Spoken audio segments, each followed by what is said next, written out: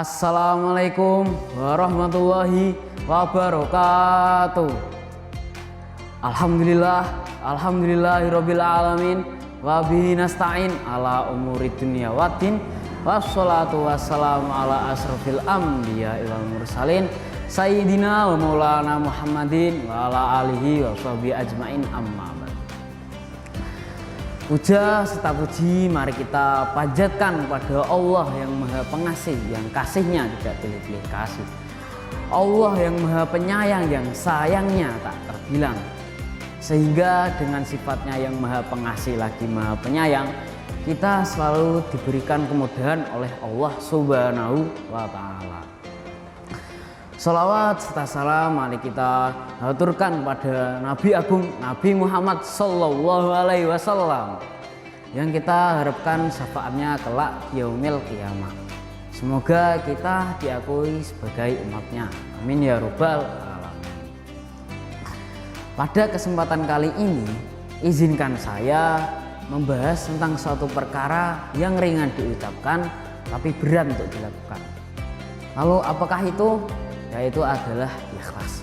Ikhlas adalah melakukan amal perbuatan yang baik hanya untuk mengharapkan ridho dari Allah Subhanahu wa Ta'ala dan tidak mengharapkan suatu imbalan ataupun pujian dari orang lain. Rasulullah Shallallahu Alaihi Wasallam pernah bersabda bahwa akhlis a'malukum fa innallaha la yaqbalu illa ma khulisa lahu. Artinya, kamu semua itu murnikanlah amal-amalmu hanya untuk mengagungkan Allah Subhanahu wa Ta'ala. Karena Allah Subhanahu wa Ta'ala tidak mau menerima amal-amalmu kecuali amal tersebut hanya untuk mengagungkan Allah Subhanahu wa Ta'ala. Lalu apakah ada suatu sifat atau perkara yang bisa menghapus amal perbuatan kita? Tentu saja ada. Dan itu adalah riya. Riya adalah kebalikan dari sifat ikhlas.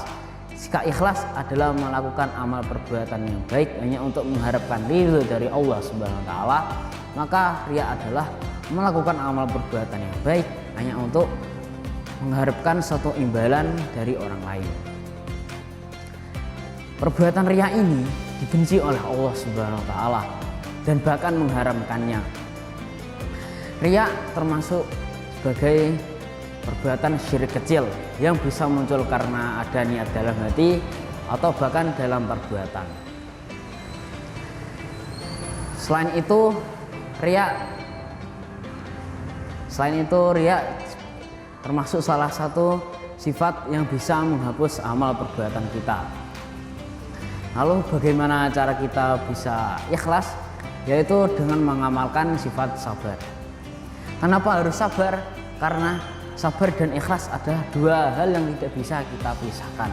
Contoh, ketika ada orang yang diberikan suatu ujian, cobaan atau bahkan musibah yang diberikan oleh Allah Subhanahu wa Ta'ala, dan orang itu bersabar, maka akan timbullah suatu sifat yang dinamakan ikhlas.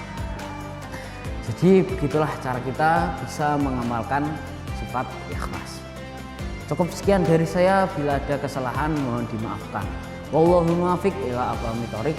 Assalamualaikum warahmatullahi wabarakatuh.